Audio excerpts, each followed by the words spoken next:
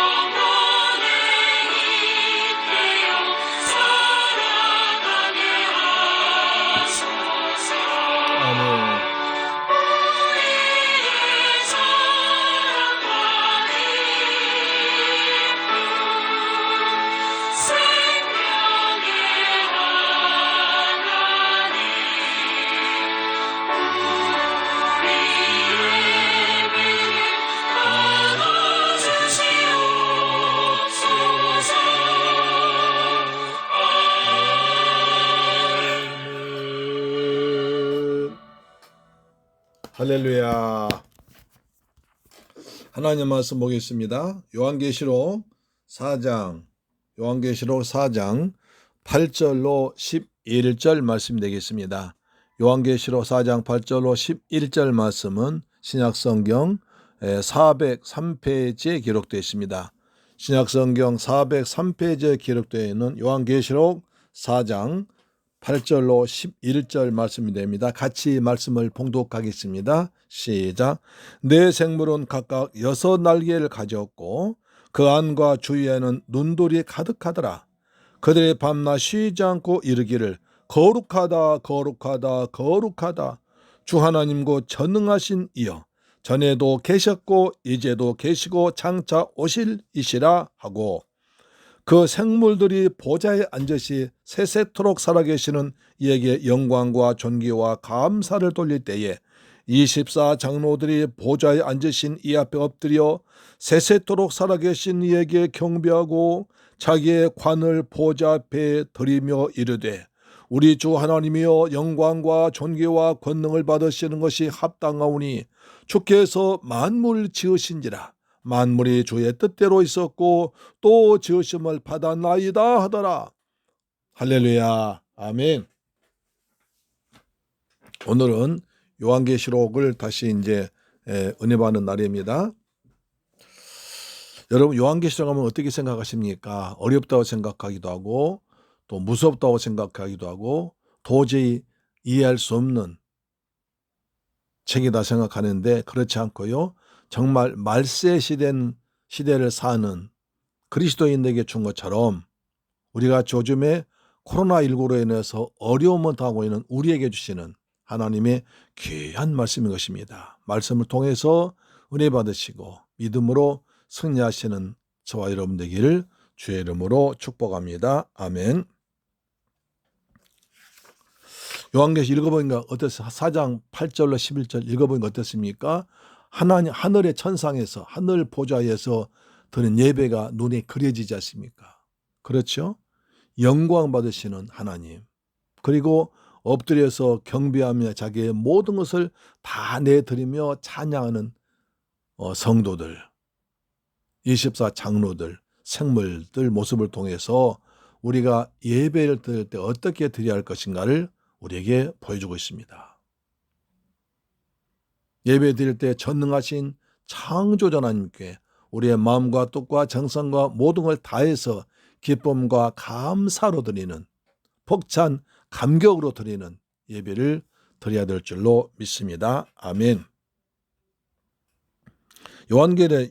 사도 요한에게 하나님께서는 하늘 보좌와 보좌에 앉으신 이를 보여주시고 24 장로들과 네 생물이 찬양과 경배를 드리는 광경을 보여준 의도가 무엇일까요? 지금 요한과 그 당시 성도들은 정말 도미티안 황제에 의해서 말 못할 핍박을 당하고 그냥 겨우 숨어서 지내면서도 하나님 믿으면서 그렇게 어려움 가운데 있는 성도들에게 하늘의 영광을 보여주고 하늘의 예배를 보여주는 그 의도가 무엇일까요? 요한이 본 계시는 바로 이사야 6장과 에스겔 1장에 나와 있는 모습을 우리에게 보여주고 있습니다. 그래서 제가 초대에 말씀드린 바와 같이 요한계시록을 알고 이해하기 위해서는 구약을 굉장히 공부를 해야 됩니다.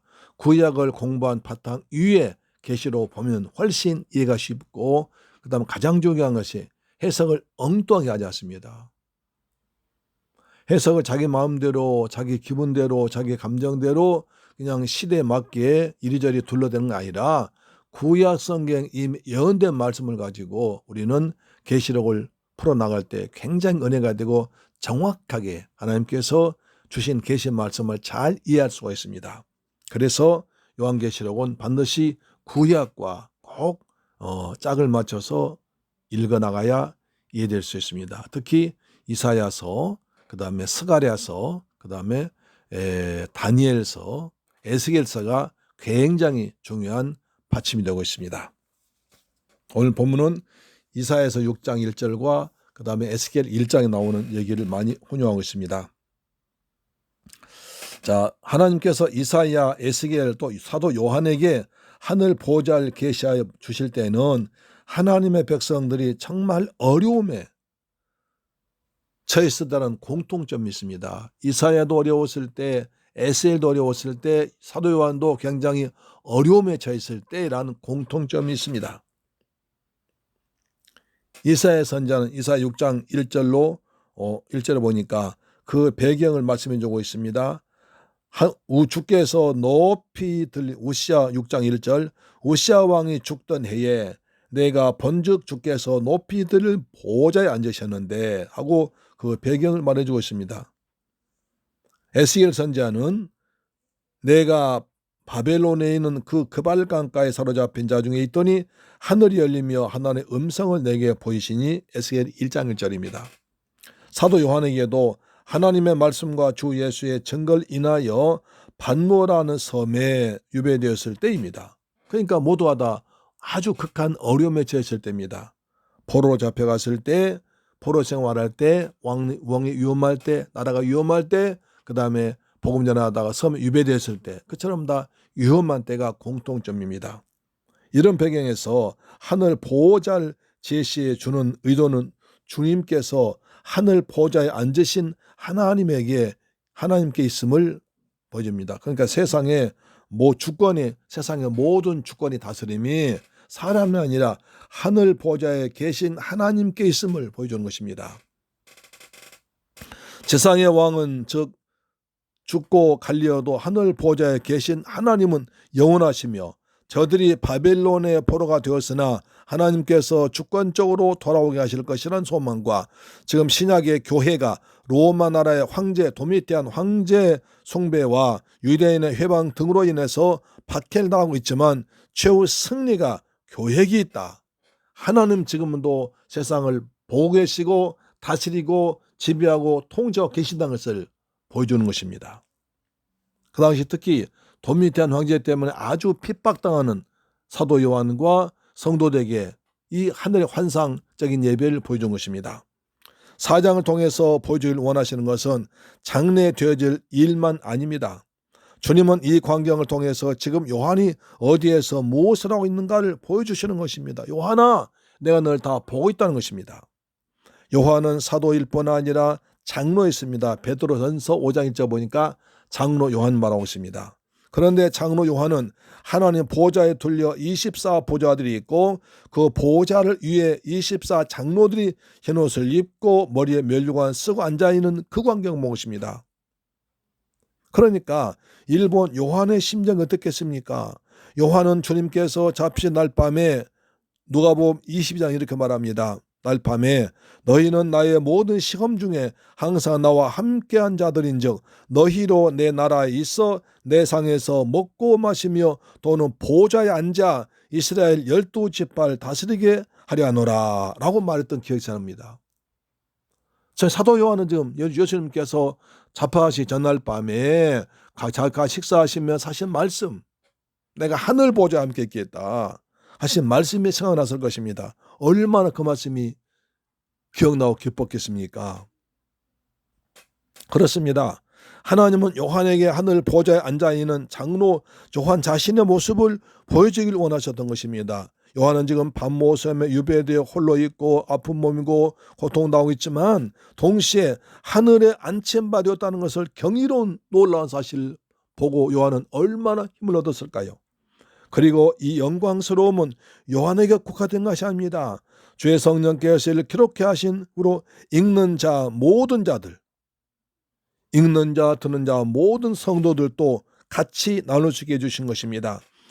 계시록 2, 3장에 여러 아시아 7교회가 있지 않습니까? 여러 처지와 형편에 있는 교회 너희들로 하여금 자신들이 세상에 살고 있으나 세상에 속한 자가 아니요 그리스도와 함께 하늘에 앉힌 바 되었다는 천사의 관점, 하늘의 관점 보고 힘을 얻으라는 것입니다. 그러므로 바울사도는 말합니다. 그러므로 네가 그리스도와 함께 하늘에 다시 살리심을 받았으면 위의 것을 찾으라. 거기는 그리스도께서 하나님 우편에 앉아 계시느니라.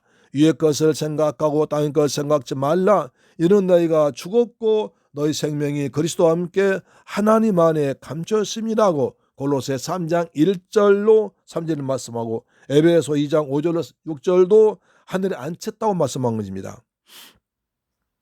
그래서 한 사람의 장로가 아니라 구약의 12지파와 신약의 12사도를 상징하고 있는 24장로가 보좌에 앉아있는 광경을 보여주신 것입니다.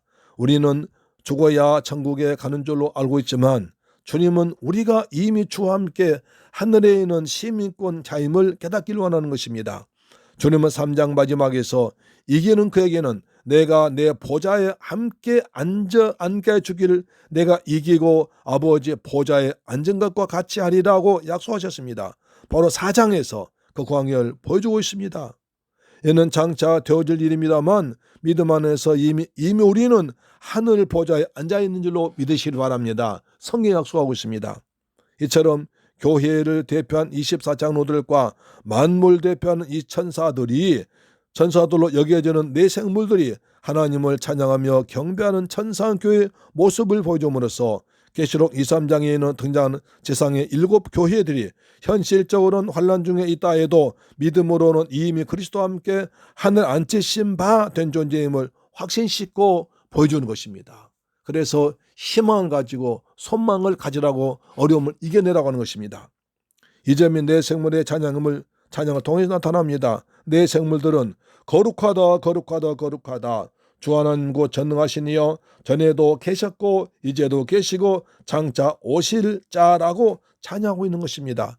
할렐루야. 이는 이사야 6장 2절 4절에서 스랍들이 거룩하다 거룩하다 거룩하다 만군의 여호와여 그 영광이 온 땅에 충만하도다 하고 찬양하고 있는 것을 반영하고 있습니다. 그런데 두 찬양을 대조해 보면 그 영광이 온 땅에 충만하도다 라고 이사야 말하는데 계시록에서는 전에도 계셨고 이제도 계시고 장차 오실 자라고 변형시켰습니다.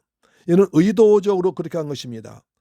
계시록 1장 4절에서도 장차 오실이라 하시고 1장 8절에서 장차 오실 자요 라고 이 점을 강조하고 있기 때문입니다. 왜 이렇게 하고 있습니까?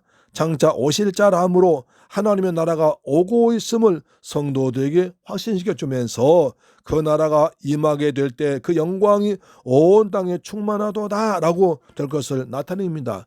헬라 시자가 올 것이다 아니라 오고 있는 현재 진행형으로 나타나고 있습니다. 장차 먼 시대 올 것이 아니라 지금 오고 있는 달려오고 있는 모습이 성경 언어에 그대로 나와 있습니다. 장차 오실 리가 오고 있는 이로 표현되어야 됩니다.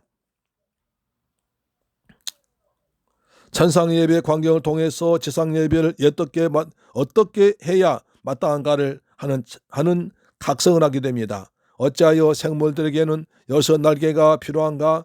내 생물들에게 날개를 6이나 주신 것을 돌로는 그 얼굴을 가리고 그 돌로는 그 발을 가리고 그 돌로는 날며 서로 창화하여 거룩하다 거룩하다 거룩하다고 하나님을 찬양하기 위해서였던 것입니다. 이는 하나님을 찬양하는 자가 취할 수 있는 최대한의 겸무선한 모습입니다. 하나님 앞에 우리의 자세를 말합니다. 이는 하나님을 찬양하는 성도가 취할 자세, 예배 자세입니다. 태도입니다. 우리 주 하나님은 이렇게 찬양받으시기에 너무나 합당하신 분인 것입니다. 또한 장로들이 엎드려 경배하며 자기의 면류관을 보좌 앞에 던지며라고 말씀하고 있는데 이는 하나님을 경배하는 자가 취할 수 있는 최대한의 경외하는 겸비한 모습입니다. 면류관은 승리의 모습입니다. 자기의 모든 것을 자기의 모든 자랑을 모든 걸 내려놓고 하나님께 다 드리면서 예배드리는 것입니다. 자신들에게 세워주신 면류관을 자신들의 받아들일 것이 아니라 마땅히 받으셔야 할 분은 하나님께 돌려드리고 하나님께만 영광 돌리는 것입니다. 장로는 그렇게 깨달았습니다. 우리 주 하나님은 이렇게 경배를 받으시기에 너무나 합당하신 우리에게 보여주길 원하십니다. 합당하신 하나님께 영광 돌리는 것이 최고의 은혜입니다. 할렐루야. 아멘. 또 하나님은 어찌해서 영광과 존귀와 능력을 받은 것이 합당하십니까? 그 증거가 바로 11절입니다. 찬양의 핵심이 장로들은요 만물을 지으신 자라고 하고 있습니다. 창조주를 찬양하고 있습니다. 하나님이 창조주이기 때문에, 세상을 창조하신 분이기 때문에 그 하나님께 영광 돌린다는 것입니다. 내 생물은 전에도 계셨고 이제도 계시고 장차 오실 자라고 찬양하고 있음을 보게 됩니다. 이를 요약하면 창조자 하나님이 오고 계시다는 것입니다. 할렐루야. 창조자 하나님이, 하늘로 승천하신 그 하나님이 오고 계시다는 것입니다. 계시록에서는 오고 계신 하나님, 오고 계신 주님을 증거하고 있습니다. 주님 오고 계시다. 내가 지금은 로마 권력과 유대인 내에서 핍박당하고 고난당하고 죽임당하고 여러 가지 애매한 고난당하고 수없이 말로 못할 고난당하고 있지만 하나님이 모르는 것이 아니라 오고 계시다. 주님께서 너희를 달려오고 계시다. 주님이 달려온 것이 보인다면 어떻게 낙심하겠습니까? 달려오고 있는 것이 보인다면 어떻게 포기하겠습니까? 배교하겠습니까? 믿음을 그렇지 않습니다.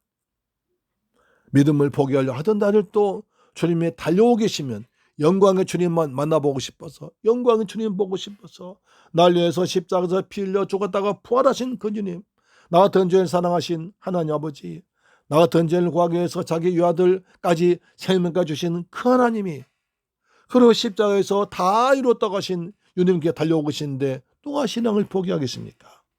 우리 주님은 지금도 저와 여러분을 위해서 달려오고 계시는 분임을 믿으시기를 주의 이름으로 축원합니다. 아멘. 달려오고 계신 하나님, 달려오고 계신 예수님이십니다. 하나님께서는 왜 오십니까? 재창조하십니다. 새하늘과 새 땅을 이 땅에 이루실 것입니다.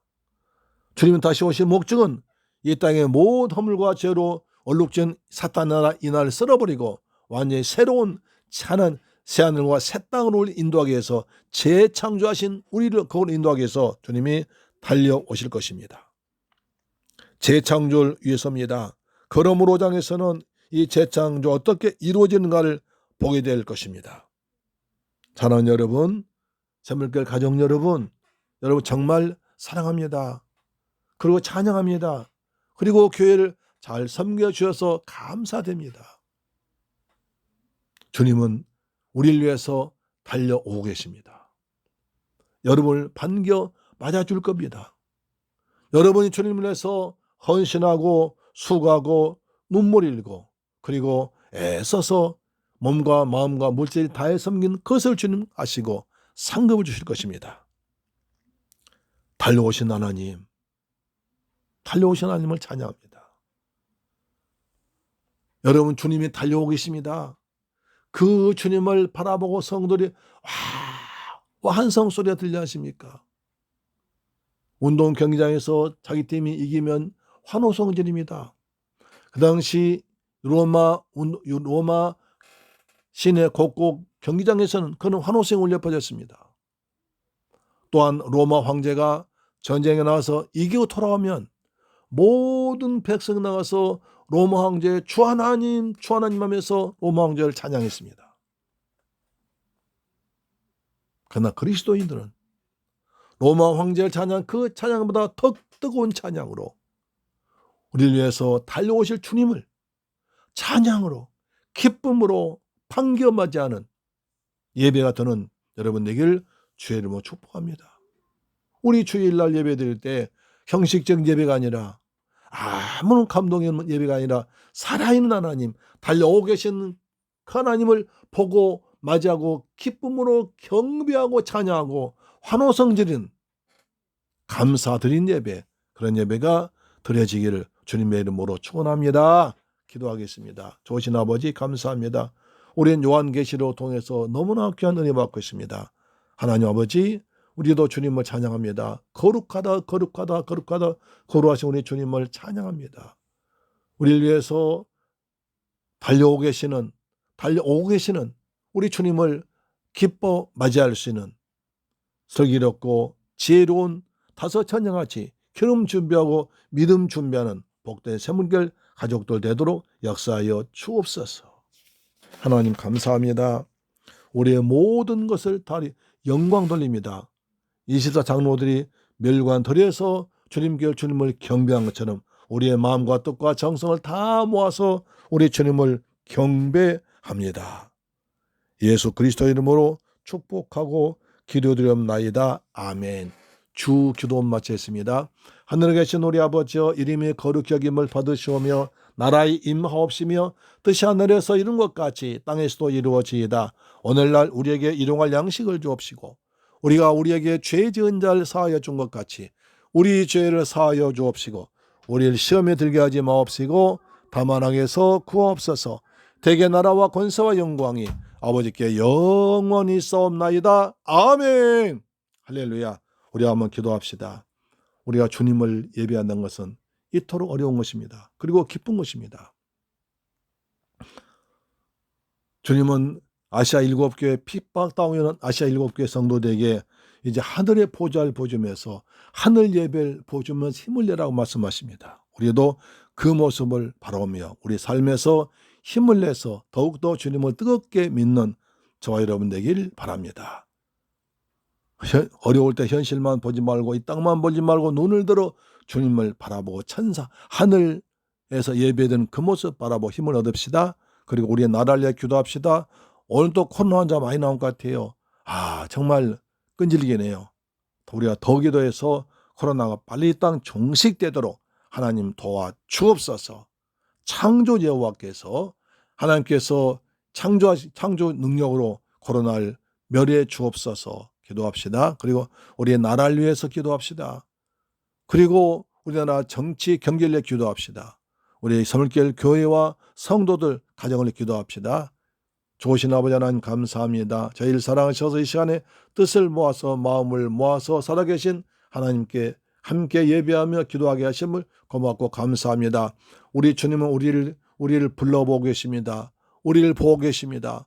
하늘 보좌에 계시면서 우리를 보고 계십니다. 주여, 우리가 날마다 이 세상에서 어렵고 힘든 것만 보지 말게 하시고 눈을 들어 주님을 바라보고 천상 예배를 바라보는 믿음을 허락하여 주옵소서. 눈을 들어 주를 보기를 원합니다. 아버지, 대한민국을 축복하사 코로나 빨리 종식되도록 내 아버지 도와주옵소서. 나사렛 예수 그리스도의 권세로 명하노니 코로나가 대한민국에서 세계에서 종식되고 떠나버릴지어다. 사라질지어다. 바이러스든 다 사라지고 녹아질지어다. 우리 대한민국을 축복하사 정치 경제가 안정되도록 내 아버지 도와 주옵소서. 이 나라 경제 안정되기를 원합니다. 정치도 안정되기를 원합니다. 문재인 대통령 축복하사 이 어려움을 잘 극복하도록 하나님 도와 주시옵소서. 우리 새물결 가족들 위해 기도합니다. 우리 성도 직장을 축복하소서, 가정을 축복하소서, 믿음을 축복하시고 자녀 축복하시고 건강도 지켜 주옵기를 원합니다. 새물결 교회가 그리스도 예수의 복음을 전파하는 좋은 교회 되도록 도와 주옵소서. 필리핀 아버지 김성교사님 어려움 나오고 있는 대로 그렇게 성도를 잘 사랑하고 지도자를 섬겨주십니다. 그곳에도 은혜 베푸시고 우리가 힘을 다해서 선교지를 도울 수 있는 믿음을 허락하여 주옵소서. 감사드리며 우리 주 예수 그리스도 이름으로 기도드리옵나이다. 아멘. 할렐루야.